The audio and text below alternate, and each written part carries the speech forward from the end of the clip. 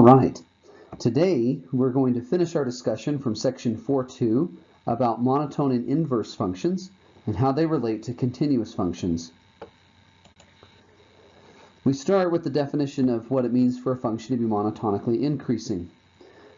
Essentially the idea, you can see on the left here, over here that we actually have the definitions, but the idea basically is this, is that a function is increasing if, as we move to the right, the function moves up. Okay, so for regular monotone increasing, it's also okay for the function to not move at all. So you can have, notice, it can be less than or equal to when you have this. So to look at these definitions here, we have that x1 is less than x2. That's in the domain. Okay, so this essentially says that x1 is to the left of x2, and if that's the case and the function's monotone increasing, then the y value corresponding to x1, f of x1 here, is going to be lower than the y value for f of x2. Now, if it's strictly increasing, the only difference is that you can't have it be equal to.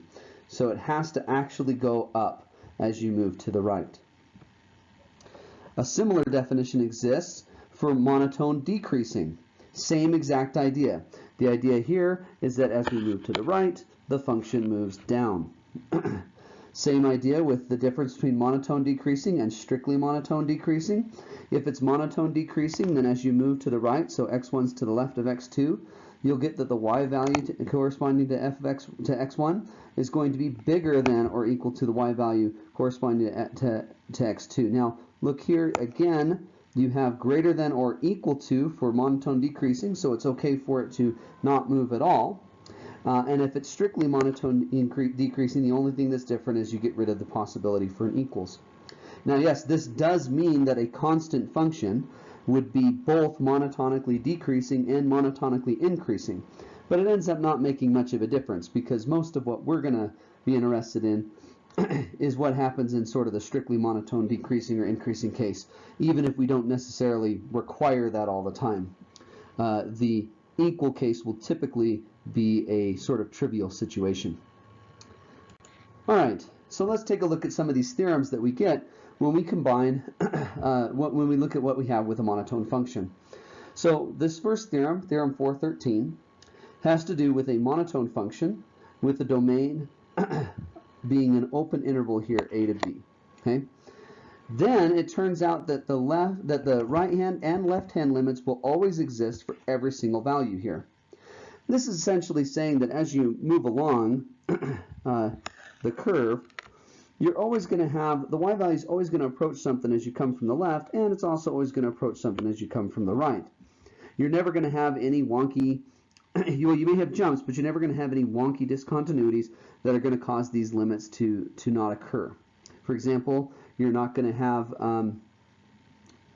vertical asymptotes that suddenly shift or jump, because that would violate the fact that it's going to be monotonically increasing or decreasing.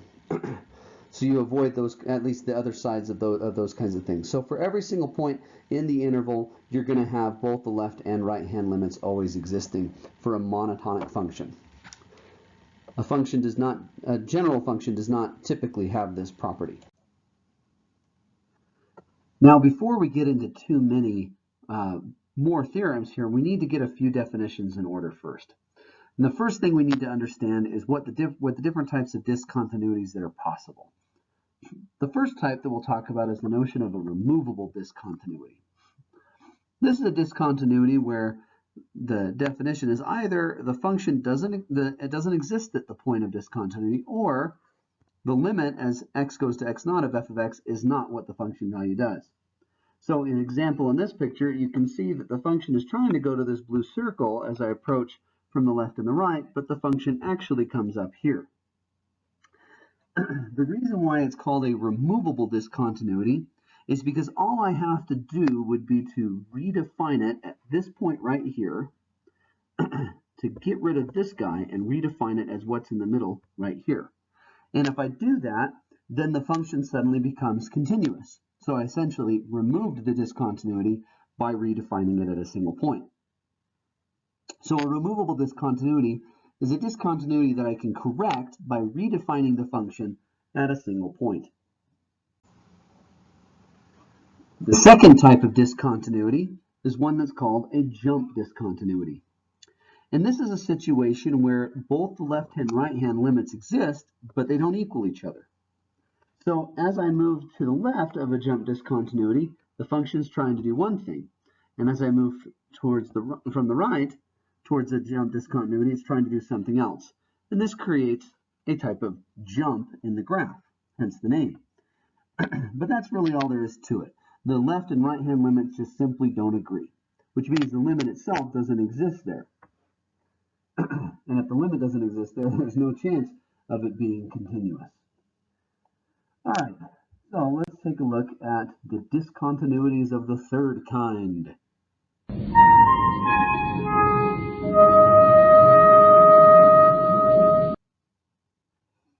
This type of discontinuity of the third type is actually what it calls it in the book, is one where you have x naught's a limit point of the domain, but f is not continuous there, and it's not of one of the other two types.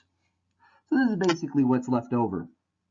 There are really two different types of things that are included in this type of discontinuity. The first is the idea of a vertical asymptote. So in this case, yeah, from one perspective, a left and right hand limit exist here. The left one is negative infinity, the one on the right is infinity. But because those aren't numbers, these limits technically don't exist. In which case, you have that without those limits existing, it can't be a jump discontinuity. There's no funny different thing that could possibly be described as a removable one because there's no way to redefine this to fix the continuity, and hence a vertical asymptote has to be a discontinuity of the third type. But perhaps the one they're trying to get at more is this idea of a non-existent limit. And that's when the function does something so screwy as you approach something that there's no way to fix the continuity of the function itself. So for this function here, it constantly rotates between -1 and 1 and does it infinitely much as you go towards 0 from both directions. So the limit as x goes to 0 ends up being totally undefined because it keeps flopping between -1 and 1 forever. This is probably a true type of discontinuity, what they're trying to talk about when they say a discontinuity of the third type. Now that we understand the three different types of discontinuities, we can understand theorem 414. If you have a monotone function f, so it has to be either increasing or decreasing, and you have that an open interval AB is contained in the domain, meaning that the function is defined at every single point inside of this interval here, then such a function can have at most countably many discontinuities on that interval. Well, so let's think about what this does. The fact that it has to be defined on the open interval a to b means that you can't have a removable discontinuity that's like a hole. If you had a hole in your graph, say something like this, then it's not going to be defined on the open interval a to b on the entire interval. It's going to skip that point. On the other hand, if it were to sort of jump and you were to get a point like that above it, this is also a removable discontinuity, but now it violates the fact that f has to be monotone. So neither of those are possible. Similarly, a discontinuity of the third type also can't happen because it's either going to fail to be monotone or have some wonky asymptotic jump and not be defined on the interval. So really, this requirement and this requirement right here tell you that the only types of discontinuities you can get are jump discontinuities. So now let's take a look at those jump discontinuities. Here I have an example of an increasing function which will lead to jump discontinuities. Let's take a look at this one here. In a jump discontinuity, the limit on the left is not the same as the limit on the right, which means there's a gap between this point here and this point here. Well, in between any two real numbers, I can find a rational number. Let's call it maybe a over b. Up here on this discontinuity here, I have another rational number, maybe c over d. The next discontinuity, I've got another rational number that I can find in between, which would be the point, let's go maybe k over l. Now, essentially what this means is that for every single one of these jump discontinuities, you get this one here, and this one here, there is a rational number that I can identify with it. And because the function is strictly increasing or decreasing, in this case strictly increasing, this guy right here has to be less than this guy right here because of the jump and because it has to go up. And this guy has to be, and this guy here has to be less than this one. So therefore, all of these rational numbers are distinct. So every discontinuity I have is identified with a distinct rational number. Well, because there's countably many rational numbers, this means there has to be countably many jump discontinuities on AB. And that's essentially the proof of the theorem. All right, this next theorem we have has to do with a function that's defined on an open interval that satisfies the intermediate value property. The intermediate value property is basically a function satisfies that if it satisfies the conclusion of the intermediate value theorem. So it doesn't have to be continuous, but it does have to make sure that whenever you have two different y values, that it somehow obtains everything in between. So for example, it could be something that oscillates a ton, but then eventually goes up there. So in that case, you can tell, so maybe somewhere in here you have a discontinuity of the third type, but it definitely takes on every value in between. So this function, even though it's not continuous, would satisfy the intermediate value property, because anytime you have any x value, any y values over here, it assumes every number in between somewhere. Now, if you have a function that's defined on an open interval, meaning you can't skip a point, so that again has the same implications for removable discontinuities, and it has to satisfy this property here that it takes on every value in between, then it's impossible for f to have either a removable or a jump discontinuity. And essentially the reason why is because if it had a jump discontinuity, it's going to miss all the points in between, and so it would fail to have the intermediate value property. If it can't miss any of the points in between, then between these two guys here, you have to have some kind of movement. So the only type of discontinuity you can really get is one that's sort of like that. All right. The next theorem has to do with inverse functions. I know I told you we'd eventually get there. Now, say you have a continuous function and it's strictly monotone on A to B. So it's either strictly increasing or strictly decreasing. Now, in such a situation, the strictly monotoneness automatically gives you that it has to be one-to-one. And if you restrict the domain and the range appropriately, you can also get that the function's onto. So a function that's strictly monotone on an open interval ends up having to be an invertible function. Now that we have that it's invertible, the fact that it's also continuous gives us a couple of different key pieces of information. The first is that the inverse function will be strictly monotone as well. Come over here, I've drawn a function f, okay, and reflected it over the line y equals x to obtain the inverse function, f inverse. Now, as you can kind of see from this picture, this function f is strictly increasing, and its inverse also ends up having to be strictly increasing as well. This has to do with the fact that if I have a function that's sort of moving, so in this case, the idea of strictly increasing says that as I move to the right, it has to move up. Well, the inverse function, all it does is flip the role of the domain and the range. So this movement up now becomes a movement to the right, and this movement to the right now becomes a movement up.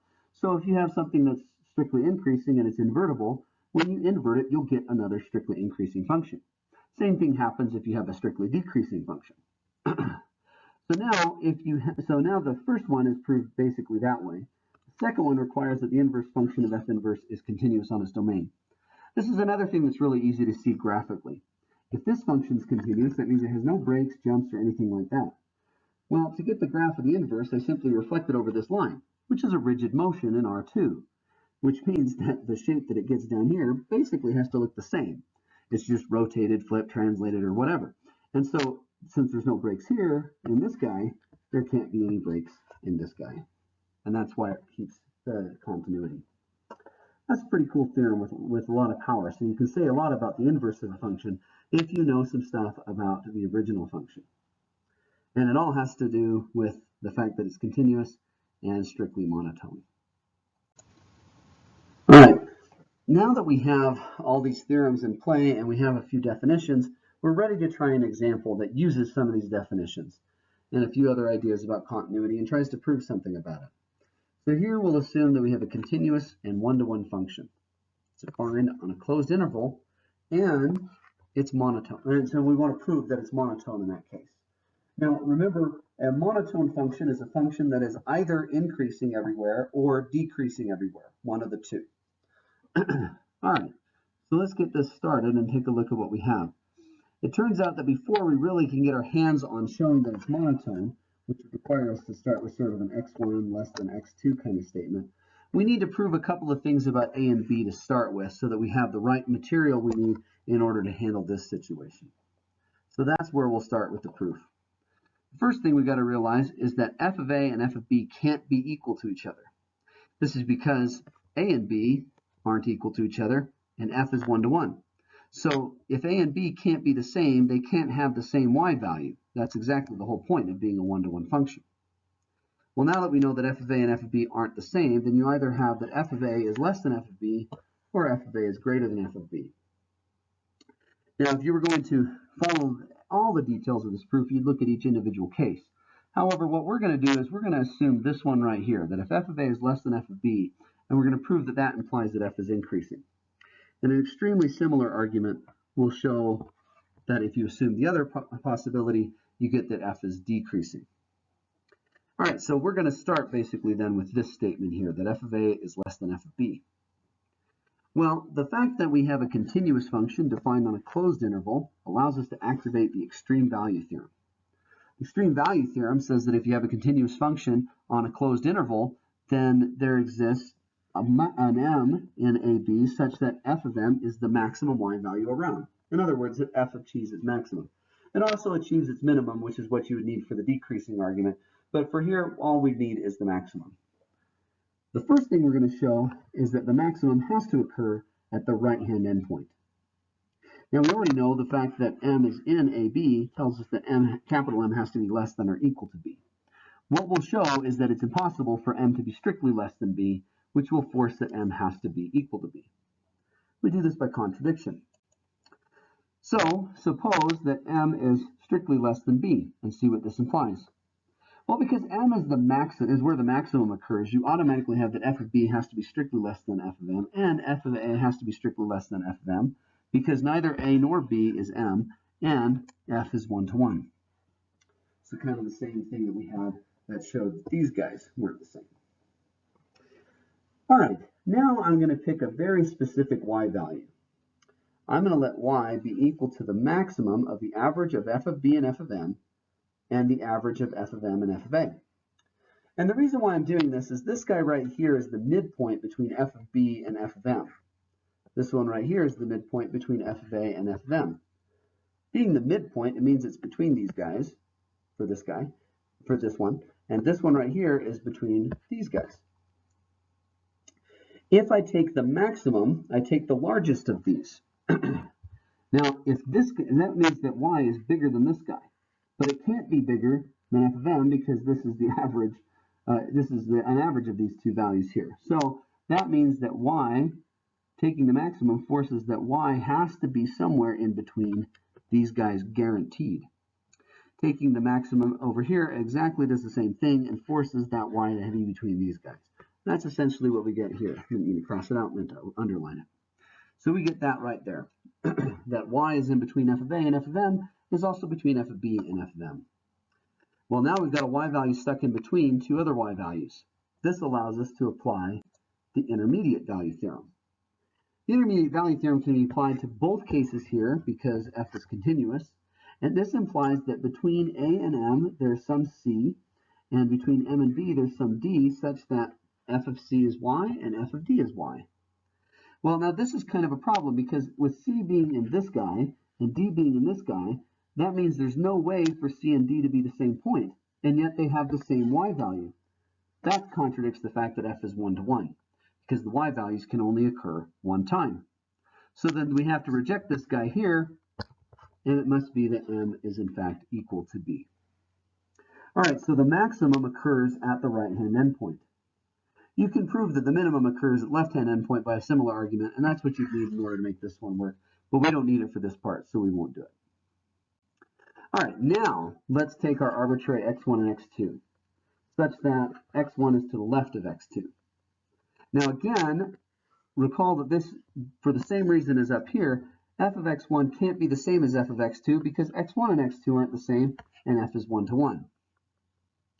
So now we get the same kind of possibilities we had in the very first statement. Either this is true, where f of x1 is less than f of x2, in which case we're done. This is what we want because that would make the function be increasing. If you move to the right, you move up. This one would be bad. Okay, if this one happened, this would mean that f of x1, the guy on the left, y value on the left, is bigger than the y value on the right. So at least somewhere in between these guys, it had to go down, which would be a problem because we just assumed that it went up from A to B. So therefore, if this guy's true, this one here, it would show that f is not monotone. So we want this guy to fail. Well, that actually gives us an avenue of how to prove it. Let's assume it's true and show that it leads to a contradiction. So because we have this relationship where f of x1 is bigger than f of x2, and f of x1 can't be bigger than the maximum, and the maximum occurs at the right-hand endpoint, this forces this to happen.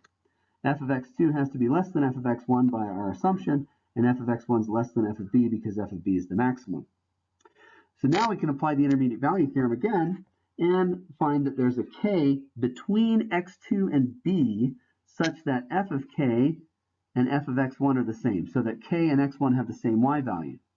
Now this wouldn't be necessarily a problem if k and x1 were the same, but because x1 is strictly less than x2, it can't be in this interval, which means that x1 and xk can't be the same, and yet they produce the same y value. Well, again, this contradicts that f is 1 to 1. Therefore, we have to reject this guy here and get the only other possibility, that f of x1 is less than f of x2. And since x1 and x2 were arbitrary, this shows that f is increasing everywhere inside of its domain on this interval right here. And that's all we need to show because we've shown that this is increased, that if you assume this guy, you get that f is increasing. And a similar argument will give you this, we'll take this one and produce that f is decreasing. So therefore, we've shown that if you have a continuous one-to-one function on this guy, then f has to be monotone. And that's the end of the proof. So hopefully this was helpful to you and you can get why it's important.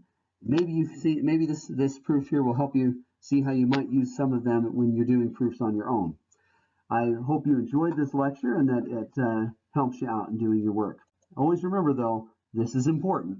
This means something.